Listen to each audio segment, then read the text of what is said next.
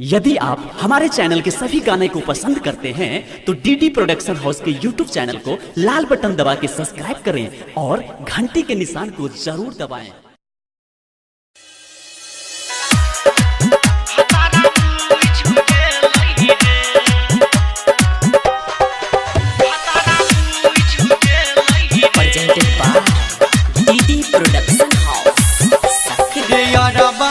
मिले तोरा से गेलियो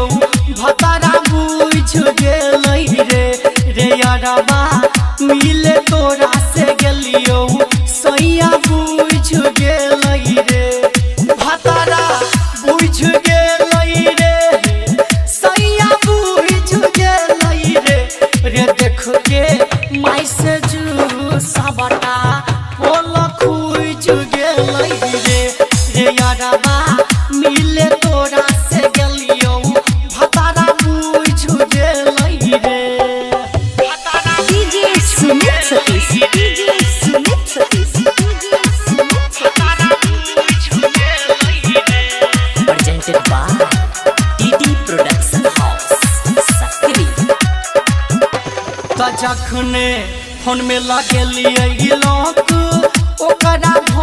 गेलै रौसक त मनसा के भ गेलै रौसक त जखने फोन में लगेलिए लॉक ओकरा भ गेलै रौसक त भतारा के भ गेलै रौसक त तोहर देलहा 4G मोबाइल काल फूट गेलै रे यारबा मिले तोरा से गेलियो मनसा बुझ गेलै रे DJ Sumit Satish DJ Sumit Satish DJ Sumit Satish भतारा बुझ गेलै presented by DD production house सकरी।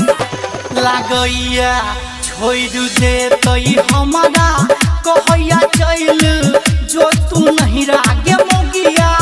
चल जो तू नहीं लागैया छोड़ देतै हमरा कहैया चल जोगे नहीं रागे मोगिया चल जो तू नहीं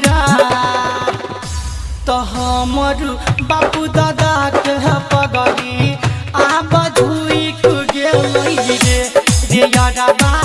मिले तोरा से गेलियो भतारा बुझ गेलै रे DJ Sumit Satish DJ Sumit Satish DJ Sumit Satish भतारा बुझ गेलै presented by DD production house Sakri. त सुनिल लगबै कोनो उपाय दीही सैया के समझाई त दीही मनसा के समझाई रे सरोज लगबै कोनो उपाय दीही बिट्टू के समझाई त दीही सत्यम के समझाई रे राघव तोहरे रे करनवा सैया रुइ सगेलै रे यारबा मिला तोरा से गेलियो भतारा बुझ गेलै रे भतारा बुझ गेलै रे सैया बुझ गेलै रे देख के माई से जू सबटा पोल खुज गेलै रे यारबा मिले तोरा से गेलियो भतारा बुझ गेलै रे।